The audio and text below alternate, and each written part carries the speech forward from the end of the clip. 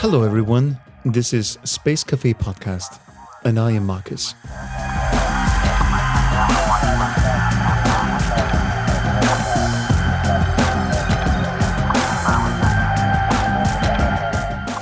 So I'm at this conference the other day and I meet someone with one of the most audacious projects I've ever heard and one can imagine in the space industry. His idea was not to colonize Mars, that would be too easy, but Venus. Yes, you heard right, the deadly Venus. This is a concept that could even put the likes of Elon Musk in the shadows, in my opinion. Naturally, we planned to record an episode for the show on the very next day. However, I then received a text from him saying he had an emergency in the United States. While surprised, I was understanding and hoped for another opportunity. Only 2 days later, when the entire Titan submersible crisis was unfolding and the ensuing media frenzy was in full swing like never before, I found out about the true identity of my would-be interviewee. Guillermo Soehnlein was the original founder of OceanGate, a company that offered deep-sea exploration trips for underwater tourists. With Venus in mind, Guillermo had departed from the company back in 2013, which was later sold to his friend Stockton Rush. At that point, it wasn't clear that Stockton, then CEO of OceanGate, was on board the ill-fated submersible, which, as we know now, he unfortunately was.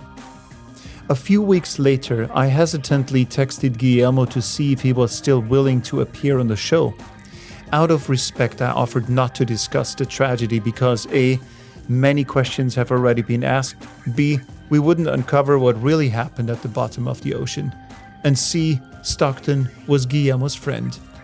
Honestly, I'm okay talking about it. Of course. I scheduled a recording date. And I hit record.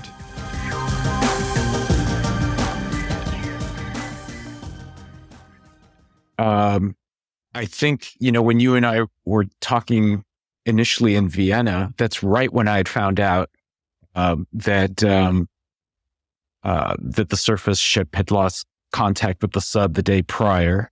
And it was all kind of unfolding almost in real time while we were at this conference in Vienna. And for me, those first 24, 48 hours, I think were probably the hardest after, because that hit me personally. Knowing it was, my company, knowing it was my co-founder that was likely in the sub, because even that wasn't confirmed initially in public reports. So I think that was the first 24, 48 hours were tough. After that, I think I just kind of went into professional mode, I guess, as co-founder of the company, as former sub-pilot, former expedition leader. I just kind of went into the mode of trying to figure out what was going on out in the Atlantic during the search and rescue operations. And then that Thursday afternoons when the Coast Guard had their press conference confirming that the sub had imploded. And so I think I've been in kind of semi-professional mode rather than personal mode. Plus, there, as you probably saw, there was just such a media frenzy around this whole thing. And so much of it, as you would expect, was very skewed and one-sided and focused on certain narratives. And I felt like I had to go online and kind of publicly talk through this. So over the course of 48 hours, I think I did like 20 plus media interviews. So this is a very long-winded way of saying, yeah, if you want to talk about it, I guess I'm okay. I'm okay with it. I will tell you that what I have not really thought through too much is, and I'm happy to kind of do it on the fly if you want to talk through this, is I haven't talked or thought through too much the implications or lessons learned or the correlations from the ocean world to the space world, which I know a few people have asked me about privately, but I just haven't thought about it, and we can kind of talk through it on the fly if you want.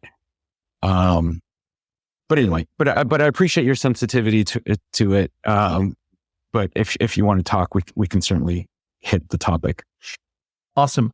Wonderful. I truly appreciate that. You published your personal learnings from those days only very recently. So what is it that stands out to you? Yeah, I mean, what I published was more, my learnings about crisis communications and dealing with the media and things like that. And it's interesting. Well, first of all, over 25 years, I've had a lot of media training and talked with a lot of journalists and things like that. I've never, however, had to do this in crisis communications mode, right? And not only crisis communications, but a tragic crisis with fatalities. And that was uncharted territory for me, probably uncharted territory for most co-founders or CEOs or executives or board members.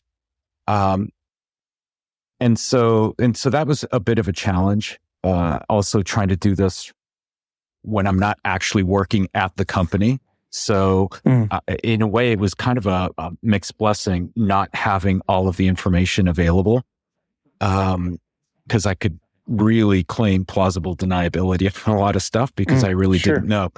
And then it was also difficult doing this without a PR team, kind of managing the process. I intellectually, I knew what I was getting into, but I was just not prepared for the tsunami of media requests and trying to manage the schedules. And there were media outlets ranging from Australia to the UK.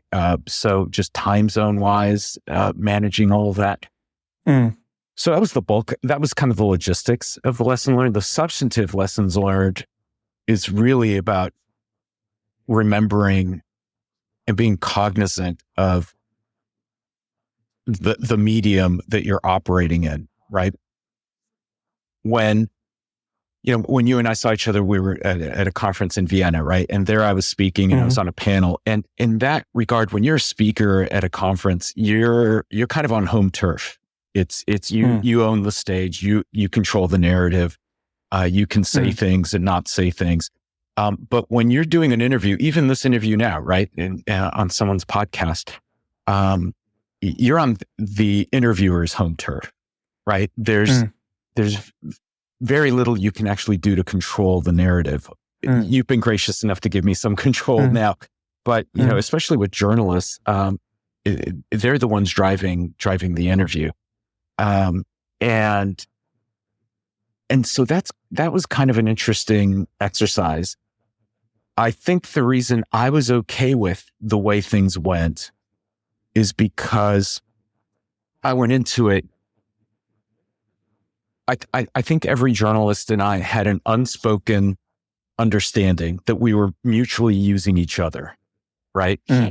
They had a product that they were trying to put out to their listeners, their viewers, their readers, and I was part of the product, right? And they needed me to fill parts of the gaps that they had in their story and their narrative. But I needed a prefabricated story, that is.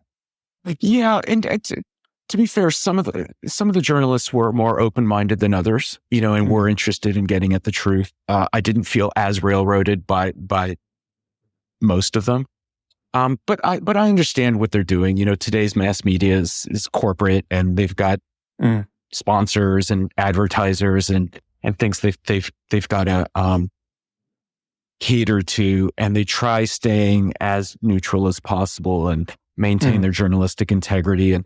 And as I said in my post, every single one that I talked with was very courteous. They were respectful. They were very professional, but they were doing their jobs, right? They were operating within a corporate setting, and they were doing what they were doing. And essentially they needed me as part of their product that they were pushing out, which was fine because in exchange, I was using them. I needed them. I needed their megaphone, right? They have a much bigger audience than I did. And I was seeing the narrative in the public eye getting skewed in certain directions. And I felt like I had 2 or 3 key messages that I wanted to get out to kind of set the record straight, or at least kind centralize the narrative a little bit more. And there's only so much I can do on my own social media with the size of audiences that I have in my social media. And so it was just a lot easier for me to talk with CNN or BBC or Fox News and use their platform as a much bigger megaphone. And so as long as I got my 1 or 2 or 3 key messages out, I was fine with it, anything else that they wanted to do. Yeah. Thanks for the openness, Guillermo. I could imagine that it's super hard to sort of have one's own interpretation of what may have happened and to see other realities being created, or I should rather say being manufactured. How does that resonate with you? How do you deal with something like this? Yeah, I think maybe that was part of the interesting / frustrating part was kind of the rush to judgment, the rush to conclusions, the rush to speculation. And this carries well beyond ocean exploration and does carry over into space and so many other things that we do in today's high-paced society, instant gratification society of sorts, that there's just this massive need to quickly get to answers when not everything goes at that speed. And for me, that was one of the frustrating things. Like, look, even this is my company I helped start. This was one of my friends who lost his life. I knew 2 of the other 4 crew members that lost their lives. I've been a sub pilot. I've been a surface apps. I knew all this, everything that was going on, and I wanted answers too. But I knew that it was going to take months to get to the actual answers on everything. Someone's going to have to, either in an investigation or whatever, is going to have to go through all of the company's documents, the designs of the sub, the test plans, the dive logs, the interviewing employees and former employees. And it's a long process. And that's just to get a sense for what could have potentially gone wrong. Then you've got to study the damage to the debris that you got to pull up and go through analysis of what would happen that day. And honestly, we may never know exactly what caused the incident. And that's the part that bothered me, is that instantaneously, all of a sudden, everyone's an expert and they know everything exactly as it happened. When even, and unfortunately, the one person in the world that could probably ascertain exactly what happened is Stockton, who is not with us. He's the only one who was there for the entire design, build, and testing of all the different hulls and the subs. He's the only one that's piloted just about all of the dives in Titan. He's the one that piloted the test dives. And he's probably the single expert in the world in use of carbon fiber hulls in deep diving submersibles. There are other experts in deep diving subs, but not in carbon fiber hulls. And there are other experts in carbon fiber hulls, but not at that depth. So we just lost the one expert who could probably piece together what actually happened. And that's part of the frustrating part for me. I don't know, maybe, and of course this is a very personal observation, but in my view, we're living in an era where uncertainties are unacceptable. People crave instant gratification and immediate answers. Like, take, for example, random shootings in the United States, which are happening at an alarming rate, and that the perpetrators are often labeled as deranged and pushed to the fringes of society. But maybe society often fails to consider that these perpetrators come from within our own communities. They are part of who we are and what makes us as a community. And this tendency to hastily label and marginalize now seems to also extend to such tragic accidents as we're witnessing them right now. Maybe we could use a little bit of recognition that society struggles to grapple with uncertainties and prefer immediate, clear-cut answers over accepting the existence of the unknown, which is a very natural part of our lives, I guess. Yeah, and I think you combine that with the temporal aspect of it, that there's a rush to, like, there's lack of patience, to wait until you have more information. The two most obvious parallels that I came up with as I was going through this, just because I knew some of the people, some of the central characters in this. One is the 737 MAX accidents that happened a few years ago with two planes going down, but operated by different airlines, but both manufactured by Boeing. And just in the aftermath of that, nobody gave anyone a chance to actually investigate what actually happened. People were already rushing to figure out, as you said, to kind of cast blame. And then on the space side, obviously closer to home is when Virgin Galactic had the accident during one of their test flights where they lost one of their test pilots. Same thing. There was just this mad rush to, place blame on something or someone. And it took weeks and months to figure out exactly what happened. Yeah. And that's the other thing, is that when you do end up with a catastrophic event like this, there's never, ever just one cause, right? There's always a combination of elements that came together. Same thing, when the Challenger exploded right after takeoff, or when Columbia disintegrated upon descent. There's just a lot of pieces that have to fall together for something catastrophic to happen. It's the same thing with the sub, right? I mean, I think we probably agree on one fact, that the hull imploded. What we don't know is why it imploded.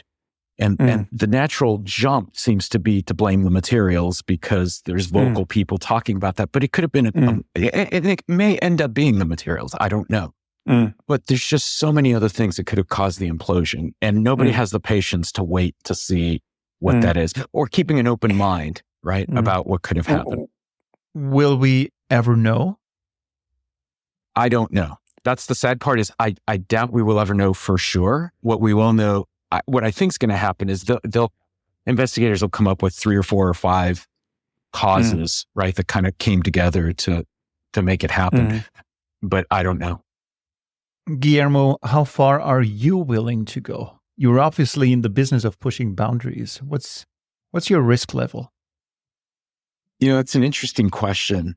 So let's see if I can answer it with an anecdote.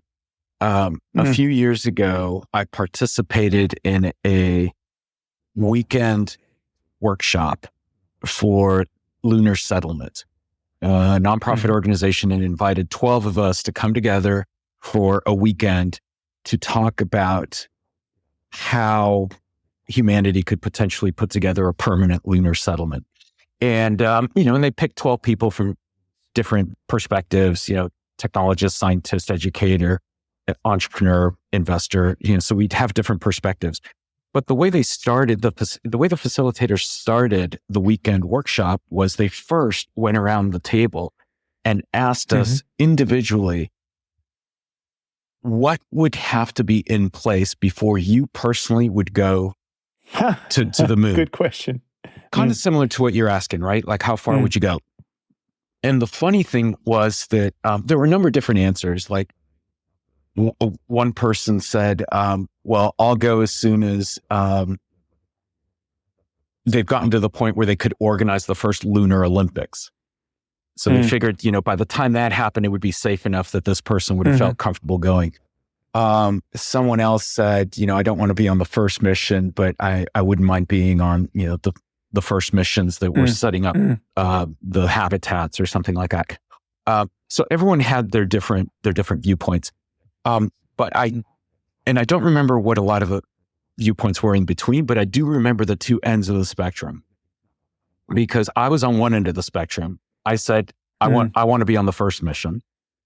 So that was one end of the spectrum. The other end of the spectrum, I don't think he'll mind if I say this publicly, was Andy Aldrin, Buzz Aldrin's son, because his answer was, I don't ever want to go.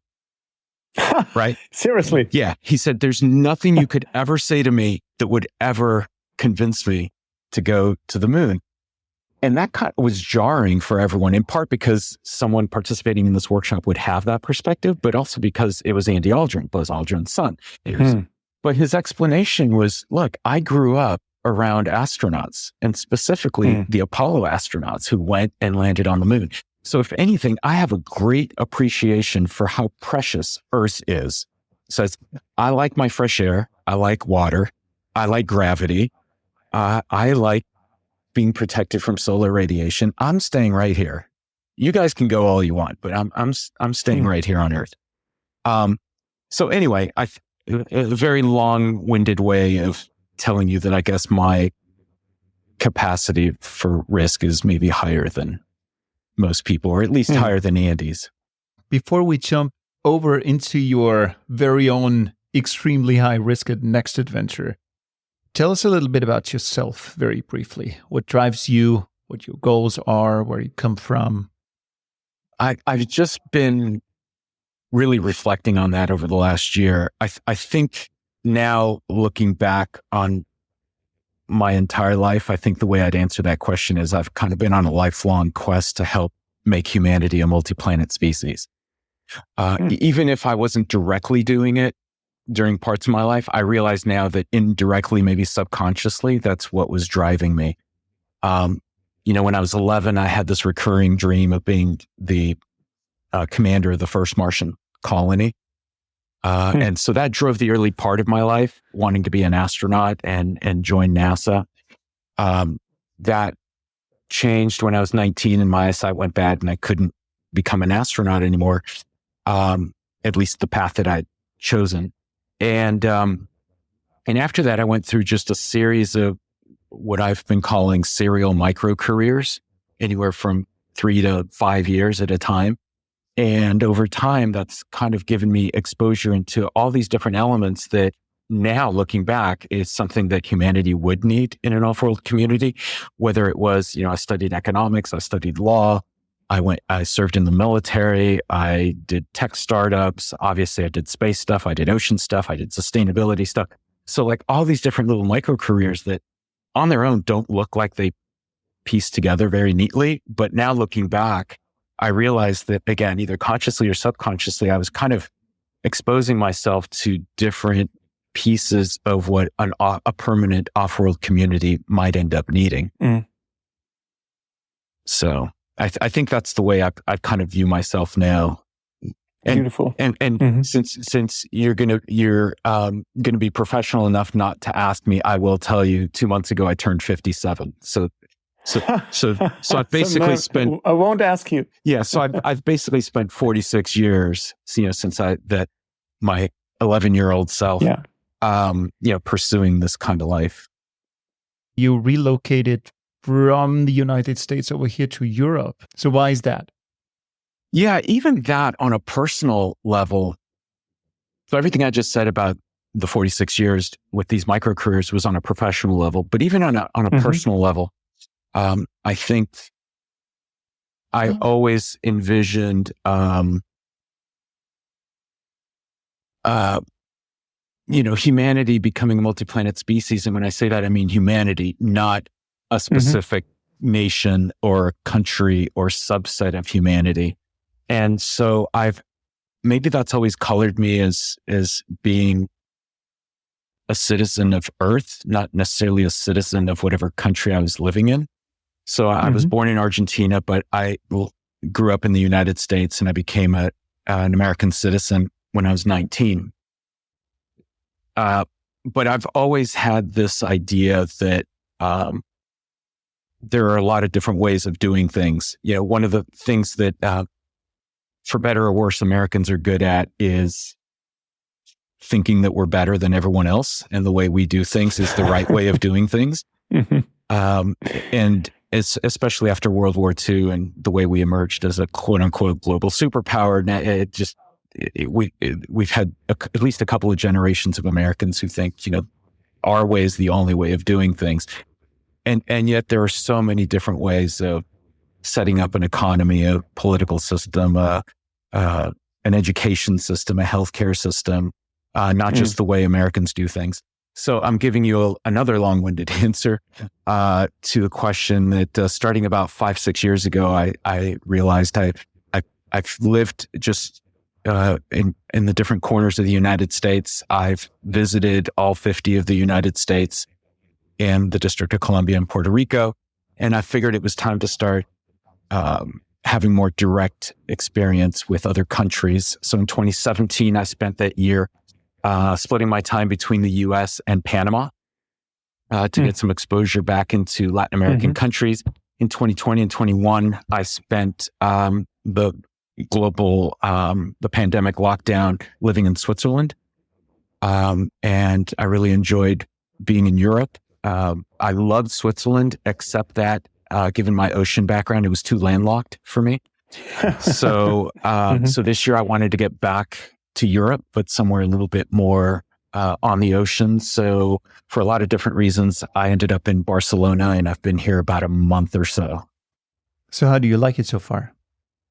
So far, so good, except, 2 weeks into my being here is when this whole OceanGate incident happened and just kind of threw everything into a frenzy. But yeah, so far, so good. Sounds like you were sort of ready for a new start, a fresh start, undeterred by tragic moments, right? Exactly. It seems like you're gearing up for what could be a project of a lifetime, or perhaps even multiple lifetimes. This project called Humans to Venus is about just that, getting humans to Venus and not to Mars.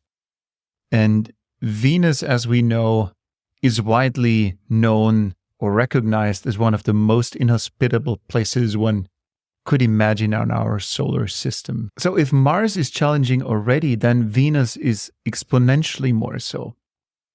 Tell us, what's the drive behind this project? If someone were to ask me to create a nearly or next to impossible project, I might suggest either farming on the sun or living on Venus. So, Guillermo, why choose this project? Well, let me start with the first sentence you said, just as a segue from our immediately prior discussion. The way I got into this about 4 or 5 years ago was specifically because I was coming up on 20 years working within the space industry.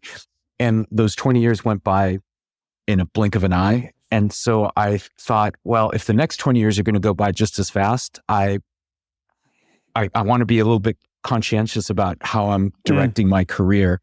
And so I did a lot of soul searching and tried figuring out, what do I want to dedicate the next 20 years of my life to that is fulfilling, that is challenging, that helps humanity, and also leverages my previous 20 years. And I came back to a couple of things, but one of them was this lifelong push to make humanity a multi-planet species. And that's what led me down the path to actually starting this whole Humans to Venus thing. So you're right in your first sentence that this is going to be, multiple careers over the next 20 years. I did consciously look at this as a 20-year project or more. Okay, so your question specifically about Venus. So everything that you said about Venus just now is absolutely correct if you're talking about the surface of Venus. It is absolutely incorrect if you're talking about a narrow band of about between 50 and 60 kilometers off the Venusian surface in the Venusian atmosphere, because that little zone, scientists look at that as perhaps the most Earth-like environment in the solar system outside of Earth. And that was what kind of set off the light bulb in my head about 4 years ago when I was looking at this.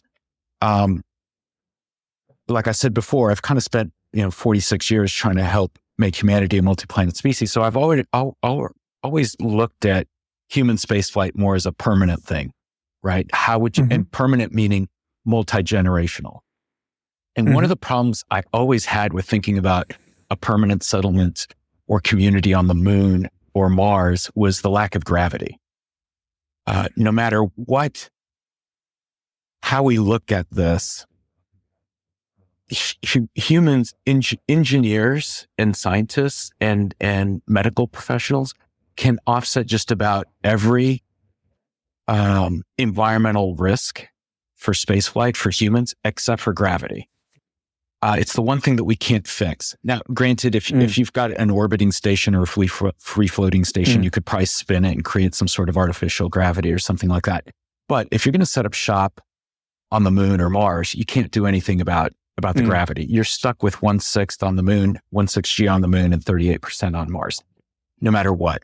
And as of right now, the medical community doesn't know if Homo sapiens can actually reproduce in less than 1 G of gravity, right? We don't know if we could conceive. We don't know if we could carry a fetus to term. We don't know if we could give birth without birth defects. We have no idea if a Homo sapien child born in less than 1 G would survive into adulthood. We don't know. Hopefully we can. And hopefully, even if we can't, medical community will come up with ways of offsetting that to make it happen. But it is also entirely possible with what we know today that we could be rushing off to Mars and get there and then die off within a generation because we can't reproduce. So that's always bothered me, even before 4 years ago. And then 4 years ago, I was looking through some of the literature from the old Soviet Venus missions. The Russians, going back to the Soviet days, know more about Venus than anybody else because they've done more missions than anybody else to Venus. And in some of the literatures, they were talking about the data that they collected on their way down to the surface. I already knew that Venus had roughly 1 G of gravity because it's similar size and mass as Earth. What I wasn't ready for is they were showing the data from the old Soviet Venera missions, was that at 50 to 60 kilometers above the surface of Venus, they had 1 atmosphere pressure, so you didn't have the crushing pressure that you have at the surface. It's roughly 30 to 50 degrees centigrade, which is a lot. It's hot days here on Earth, but it's a lot cooler than the surface where you're melting lead. And on top of that, you had enough atmosphere left above you that it was providing sufficient radiation protection, even though you're closer to the sun. And I saw that and I'm like, wait a second, that can't be true. Because if that's true, that's probably the most Earth-like environment we're ever going to find anywhere. Throw on top of that the fact that orbital mechanics make it so that Venus is way more accessible than even Mars, as far as distance from Earth and similar orbits. And so I thought, okay, I'm not an engineer, I'm not a scientist, but someone's got to be looking at this. And sure enough, I did a little bit of research and found that NASA had already looked at this. A lot of other folks had looked at this. And it turns out that there were enough quote unquote Venus professionals out there who thought the same thing, that this is one of the most Earth-like environments in the solar system. But they're all just spread out all over the globe and they're not really talking with each other. And even to the extent that they're trying to push forward, it's that kind of objective. It just doesn't fit in with the Moon, Mars, Beyond narrative that NASA's been pushing for a couple of decades now. Anyway, I thought, there's nothing wrong with the moon. There's nothing wrong with Mars.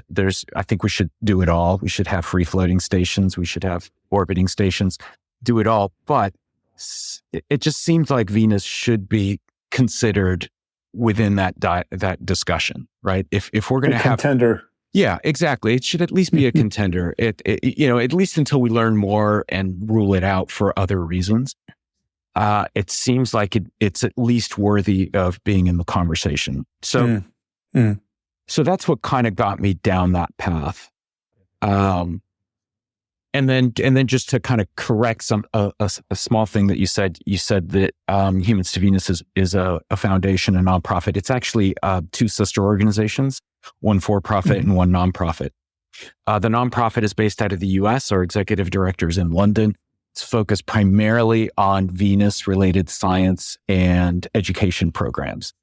Again, kind of thinking this is a multi-generational thing. It's going to take us a while for humanity to get there. So we're going to need next generation of students and scientists and engineers looking at this from an early age. So we needed a nonprofit out there to kind of help fund and promote Venus within the science and education communities.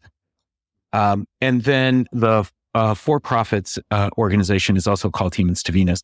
That's a Swiss company that has a specific long-term goal of having a permanent human presence of at least 1,000 people in the Venusian atmosphere by the year 2050. For that, 50.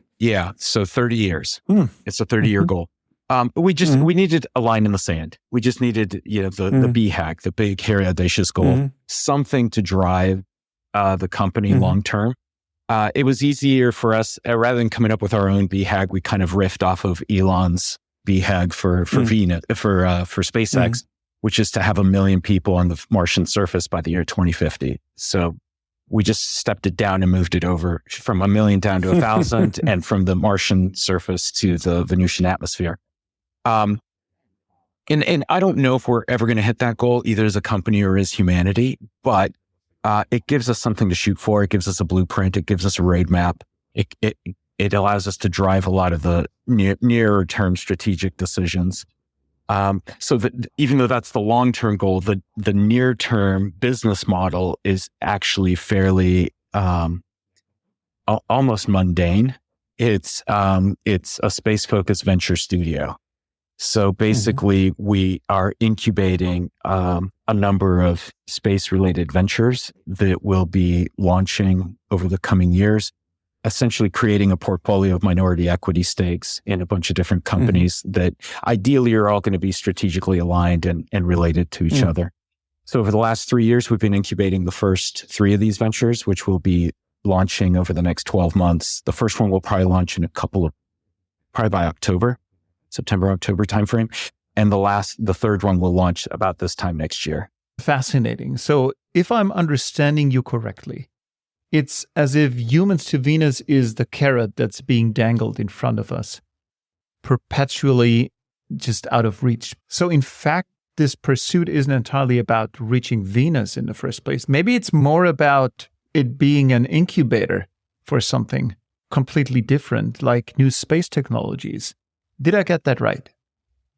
Exactly. If you forget the venture studio part of it, which not everyone understands, but if you look at it as a venture capital firm, let's say, or as you just said, an incubator or an accelerator program, which all of those also have the same business objective, which is to create a portfolio of minority equity stakes in various companies. Our long-term 30-year BHAG essentially forms our investment thesis for the portfolio. So it's like having a venture firm with an investment thesis. So how would you get there? Would you piggyback on Elon's technology, or what are your plans to get to Venus? So when my co-founder and I first started looking at this, what we did was, well, I think first we kind of came up with this BHAG, like I said, kind of riffing off of Elon's BHAG for SpaceX. So the next thing was, well, is this even remotely feasible, right? Can we even get 1,000 people into the Venusian atmosphere by the year 2050? And so we created a very, very high level 30-year ops plan, right? Could we get this done?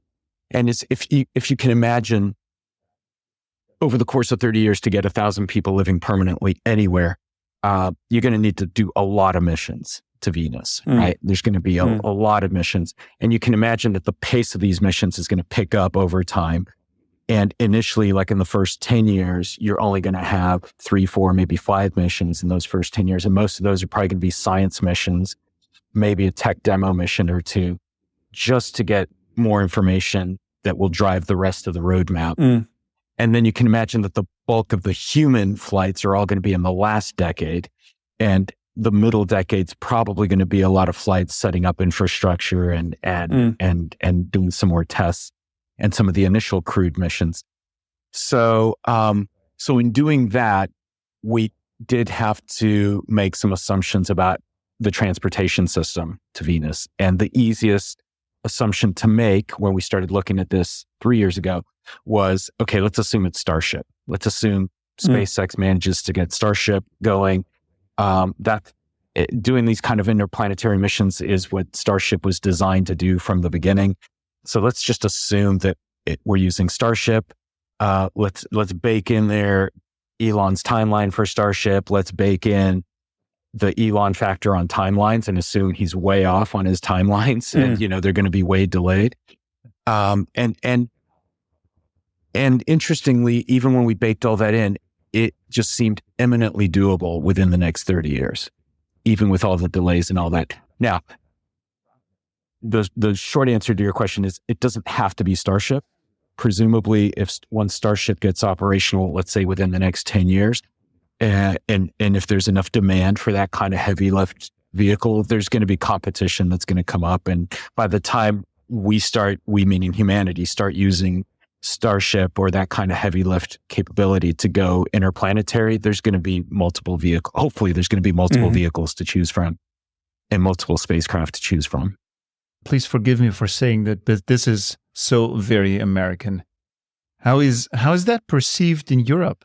Obviously, I'm European, and it feels like over here, we would never dare to entertain such seemingly impossible ideas. Perhaps this is why Silicon Valley isn't located here in Europe.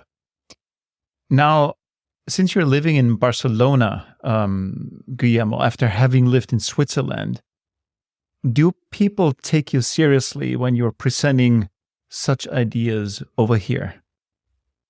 So first of all, I think you're right. That's a very Silicon Valley thing. Yeah.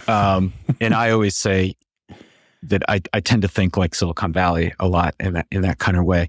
But you also, I think what a lot of people who are not from Silicon Valley forget is that Silicon Valley does still have a foot in reality, right? At least you still realize that you got to make money today, or you've got to have something that makes sense today.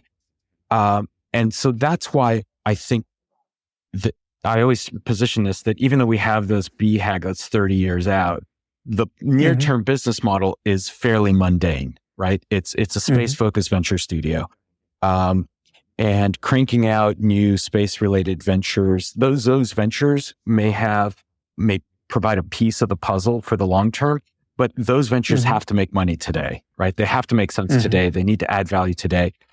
And so to your point, if I showed you as a European or anyone in Switzerland, these first 3 ventures that are coming out in the next 12 months, you're going to look at them and go, oh yeah, well, that makes sense, because they make sense today. They are not setting up shop in the Venusian atmosphere, right? They're solving problems that we have here on Earth today. But I'll give you another anecdote. Because there are strategic reasons why I think Humans to Venus needs to be set up in Switzerland. And you can kind of imagine what those are, having to do with Switzerland's role in international finance and international relations. And then obviously its neutrality, its tradition of neutrality, and not necessarily being neutral, but the Swiss are neutral because they want to be able to do business with everybody. Right? They're all about making money. And so it's working with everybody. And I think that's one of the main reasons why I think this needed to be based in Switzerland. But as you pointed out, the Swiss are very conservative, and they just culturally don't think along these lines. There are a lot of reasons why I did this, but as a startup, I wanted this venture to have what would be the equivalent of like a public company board of directors. I actually started the company by creating the board of directors, which I normally wouldn't do. Most startups, you've got the co-founders or the board, or maybe you add a third person in there, and you don't really build the board until you're raising money and adding investors to the board. Instead, our board of directors out of the gate was 9 people, which looks a lot more like a public company board. And everyone was recruited for specific strategic reasons on the board. And except for me and my co-founder, everyone else is Swiss or a Swiss resident. And the board by design is 4 space people and 5 non-space people. Mm-hmm. I wanted to make sure that we had proper corporate governance and oversight, and that it was managed rationally, like a business. And so you can imagine the 5 non-space people who are also Swiss, and we had to convince them to join the board of directors for a company that had as its long-term vision to have 1,000 people living in the Venusian atmosphere by the year 2050. So just out of curiosity, how are you pitching all this to Swiss people? I mean, like Swiss investors, as you described them, conservative, stiff people. How was that? It was interesting. It was interesting. And the funny thing is now they've kind of been doing this for a couple of years now. And I keep telling them, you can't keep calling yourselves non-space people anymore, because you probably know more about space and dealing with all this stuff than most people that have been working in the space industry. So it was interesting. I know the first Swiss board member that I recruited, she had the same reaction you did. She's like, "Wait, you're going to do what? And you want me to do what?" And now she's one of our most active board members. So there's a challenge. You have to get kind of past the shock factor, the giggle factor a little bit. I think it helps. I think timing also helps. I think the fact that Elon and SpaceX have had so much success. I think the fact that Blue Origin is doing their flights, and now Virgin Galactic's doing their flights, and Axiom is sending people up to the space station. I think a lot of factors are coming into play now, like the globalization of space. I think as recently as 10, 15 years ago, space was still the almost exclusive purview of just 5 countries.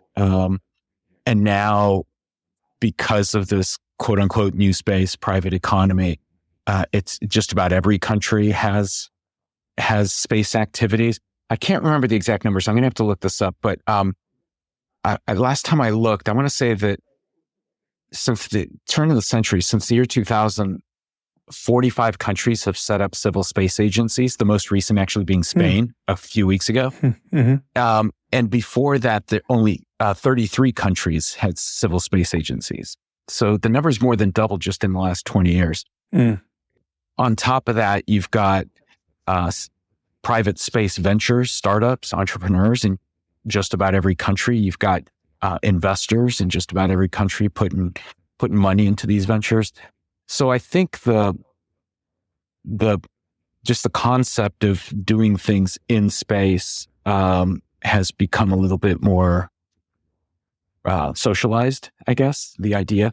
So it's not quite as bad as it was even 5 years ago. Like 5 years ago, I was on the board of directors of a company called Deep Space Industries, which was founded to do asteroid mining, which was another 30-year goal. And back then, there were only 2 companies in the world that were thinking of doing that. And, they had a little bit of a shock factor that they had to get past, disbelief factor. And now 5 years later, there's, 4, 5, 6 new startups all set up to do space. It's becoming a reality. Yeah, exactly. You know what? I'm sort of thankful for expressing your unhinged boldness here in the show. It's an intriguing lesson that I and maybe we as Europeans can learn from you. And that lesson is the significance of having a compelling story to tell and a narrative, setting oneself a future goal, an omega point, so to say, to strive towards. I feel this is essential for any human endeavor. A lot of Silicon Valley concepts originate from dreams and visions. And I may be going off track here, but it feels like this is what we're lacking a little bit over here in Europe. We're skilled in so many areas and disciplines, undoubtedly, but when it comes to dreaming big or allowing ourselves to envision something grand, there is still room for growth. So thank you for sharing that lesson and perhaps inspiring us to grow and to do better next time. Yeah, I don't know. It's funny. Once I left Silicon Valley, I think the last time I lived in San Francisco was 2001. So I left a couple decades ago, and I lived in different places in the US. And obviously I've traveled other parts of the world. Every time someone hears that I'm from Silicon Valley, they start asking me, how can we replicate Silicon Valley here?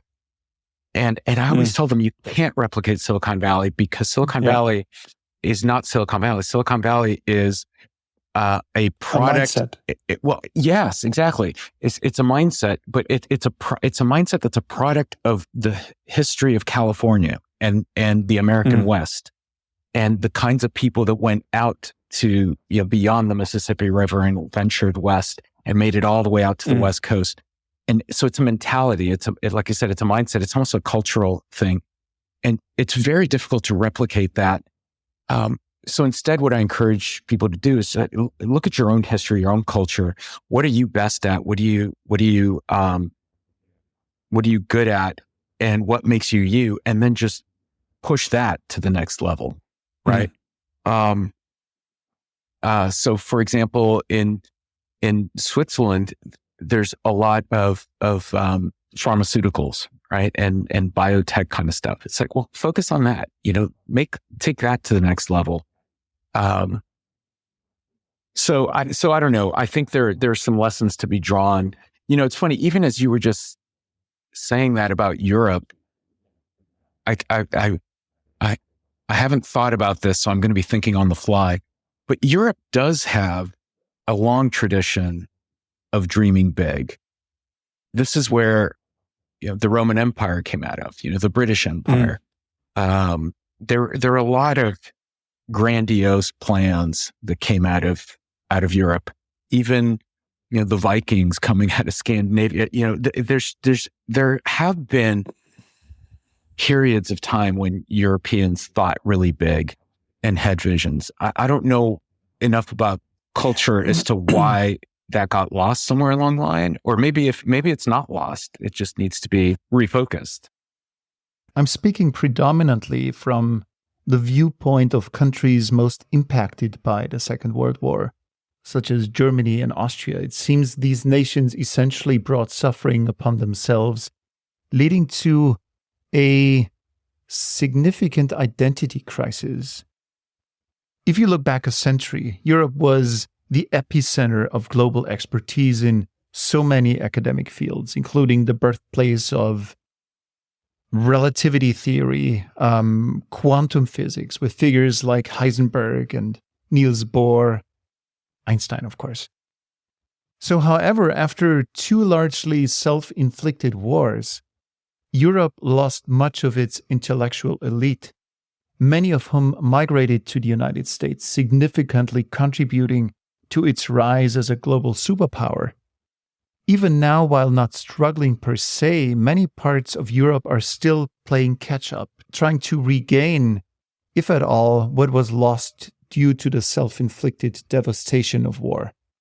Perhaps the historical wound still needs quite a bit of a healing. Yeah, that could be, because and I haven't really thought about it from the European perspective. I know from the American perspective, the inverse happened, right? Because of the demise of the other quote unquote first world powers after World War II, we emerged at the top of the heap. Not necessarily because of anything. This may be sacrilegious in the US, but not necessarily because of anything we did well, but just by default, right? By fortune of geography, that we were removed from the war, other than the Japanese attack on Pearl Harbor, and that was it. Our infrastructure was left intact while everyone else was in ruins, and that just gave us a leg up right at the inflection point of the post-industrial revolution, and just things taking off, and technology and all this stuff. So. Yeah, I don't know. Maybe we benefited from the inverse, the other side of that dynamic. But what's the inverse of that? What's the inverse of brain drain? Brain gain, I guess. Brain gain. Brain gain, of course. How could I have missed that?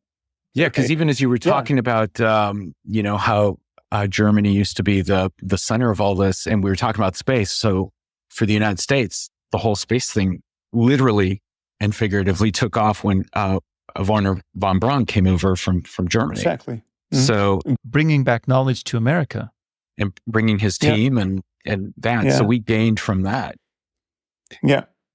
Had the war gone a different way or not happened at all of that advancement would have happened in Germany, not in the US.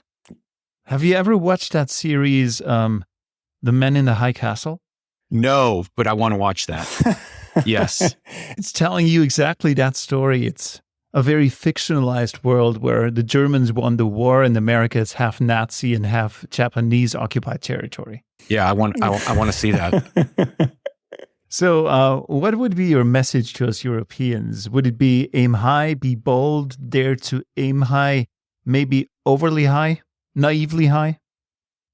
I think that's my general message I tell almost everybody outside of Silicon Valley. But now this conversation has me thinking maybe the specific message to Europeans is remember what it was like when you aimed high. Like like for a lot of people, aiming high is like something they've never done before. But now as we're talking, Europeans have always dreamed high, just like aimed high, just go back to it and relearn how you used to do it or how your grandparents did it.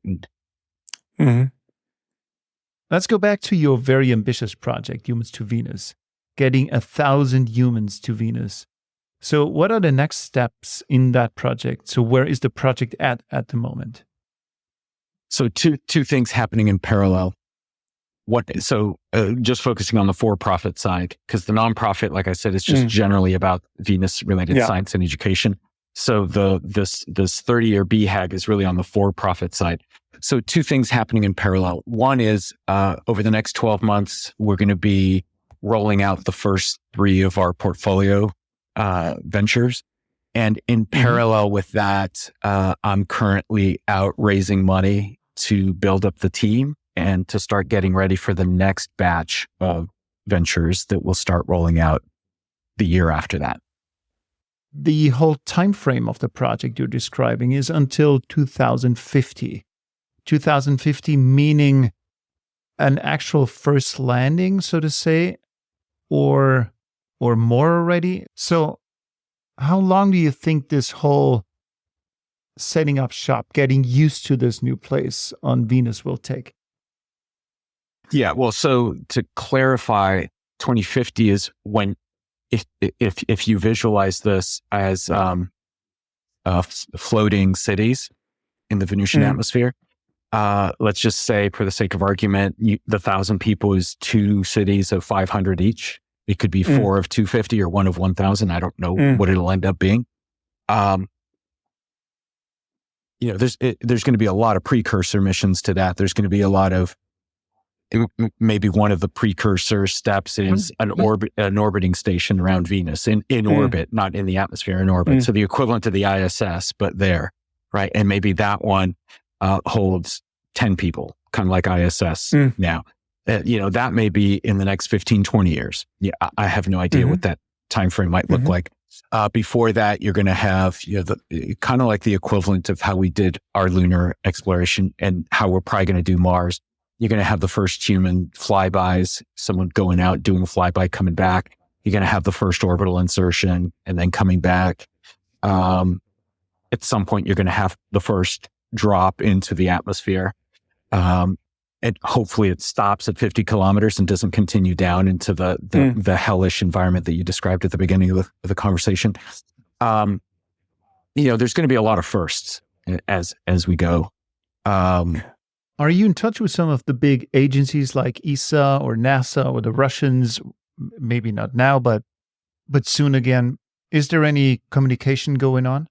So one of the 3 ventures we're rolling out in the next year is going to be specifically to do that kind of work, to work with, to develop some of the baseline technologies that we're going to need on this roadmap. But as far as contact with agency personnel who have looked at Venus, yes, we've been talking with folks at NASA and folks at ESA until the Russia-Ukraine situation. We were working toward talking with folks in Russia as well, since, like I said, they know more about Venus than anyone else. And we've been talking with Venus folks around the world in other places, but the big ones would be the U.S. with NASA, ESA, the Russians. And actually, now that I'm thinking about it, we have not yet connected with anybody in JAXA because the Japanese currently have the only active mission at Venus. So now you just reminded me that we do need to reach out to them at some point soon. Hey Siri, call JAXA after our call. Yeah, exactly. So will you be personally joining that first mission, provided you'll still be healthy in 2050? I hope so. That's one of the reasons I try staying in shape and try eating well and being healthy. And my kids, I have 3 kids, and my youngest just graduated high school. He's 18 years old. So hopefully my kids will be old enough to appreciate what I'd be doing. But yeah, the thing with any first mission, any exploration, and this kind of brings us full circle to the way we started this call, this podcast, talking about the ocean exploration. Exploration is dangerous, especially when you're going into extreme environments like the deep ocean or space. The first human mission to any body, whether it's the moon, Mars, or Venus, is probably going to be a flyby, right? Just doing kind of like an Apollo 8 kind of mission. And that's going to be risky. It's a year-long mission to do a flyby of Venus. And the biggest risk is probably just in the exposure to solar radiation during the transit there and back. So, you're going to do everything you can, as you said earlier, to manage the risk and minimize the risk. But at the end of the day, the risk is still there. And in cases like this, it could be fatal, right? So you have to be aware of what you're doing. Sure. We just had Aaron Cameron in our last episode on the show, and Aaron does those inflatable structures for space. So I guess you were already in touch with him in case Venus needs those cities, right? Well, you and I were just in Vienna at a conference, and I was doing a panel with Aaron and Barbara Belvisi from Interstellar Labs. Yes. So Aaron, as you can imagine, with his current venture doing inflatable habitats, is very keen on Venus because we're going to need those kind of habitat. We, meaning humanity, are going to need those kind of habitats in the Venusian atmosphere if this BHAG of ours is going to work. Yeah, brilliant. We have a playlist on Spotify for the future space traveler because space travel is supposedly a very boring endeavor. Getting from point A to point B can be tiresome and will be tiresome. So which tune would you not want to miss on that very tiresome journey? You can pick one only. First of all, it's funny that you say that because one of my other ventures is a YouTube channel focused on music. And one of the things that we do in that is I interview people in a video podcast like this who are not in the music industry. They're in other professions. But we talk about music, and I ask them to create a 10-song playlist as their homework assignment. And to the extent that I've had space people on that podcast, I asked them, okay, if you could take only 10 songs with you on a long-term space mission, which 10 songs would you take? And all of them said the same thing, which I'll tell you now, which you already know, is that limiting yourself to 10 songs is very difficult because as soon as you come up with your list of 10 songs, you realize all the good songs you left out. Exactly. But so if I tell you my song, you'll tell me if it's already on there, if it's a duplicate. Yeah. Sure. So the one song I would take is Hotel California by the Eagles. Good choice. It's not taken. Yeah, because that one for me, it's personal for me because I grew up listening to the Eagles. It's one of my favorite bands and one of my favorite songs. But I think it's just an incredibly well written song, and it tells a story, and it just tells a story of California, which for me is just very personal as well. Picturing myself right now on that spacecraft listening to Hotel California. It's how can I say? It's a kind of strange situation. I don't know. I'm not saying positive or negative. It's kind of very strange to listen to that happy tune out there in the vastness of nothingness. I'm wondering who will find out. Yeah. And for me, it would just remind me of my childhood. You know, the album came out when I was 10, 11 years old. So right when I was having those recurring dreams. And so, and for me, it just always reminds me of home. And that's right about when I started playing guitar. And so, I think that'll be my one song addition to your playlist. Wonderful. One last question, Guillermo, if I may. This podcast is called Space Café Podcast. It's a coffee place. And now and then you have an espresso in coffee places, as we know, to energize yourself, your body. Now I would like to ask you to share an espresso for the mind with me, with the audience, and you can pick whatever kind of topic you want to pick. What is it that you'd like to share as an energizer for the mind? As an energizer for the mind, you mean like a quote or a topic or a topic, a quote, whatever could feel inspiring to our audiences? Well, we kind of touched on it earlier. I think one of the things that I always challenge entrepreneurs with, or technologists or whatever, is just like, think big. And whenever you've thought as big as you think you can think the next level up. Like, think even bigger than that. And don't let anyone tell you that it's not possible. Because as Peter Diamandis likes to say, you know, things always seem impossible right up until the moment they become blatantly obvious that that's how we should have been doing it all along. So, so the crazier your ideas are, you know, the more likely you are to be onto something. So may as well just dream it and do it. Wonderful. Guillermo, thank you so much for your openness and inspiration. I'm super curious to find out, and I think we still have a little time to talk about it in future episodes, how Humans to Venus will play out in the long run. So thank you for your time today. Sure. Thank you for having me. I'm glad we finally got a chance to do this after all this time. So.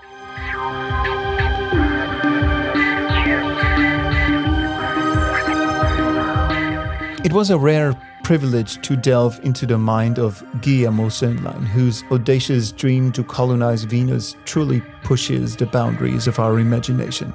It is people like Stockton who inspire us, who drive us to dream bigger, to push further, and not to shy away from the seemingly impossible. We hope this episode has charged your minds just as an espresso would. And while we strive to think big, as Guillermo so passionately advocated, let's also remember to keep our feet firmly rooted in reality, acknowledging the risks while relentlessly pursuing our dreams. Until the next episode, my friends, stay curious, stay inspired, and as always, keep reaching for the stars. This is Space Café Podcast signing off. Thank you for listening.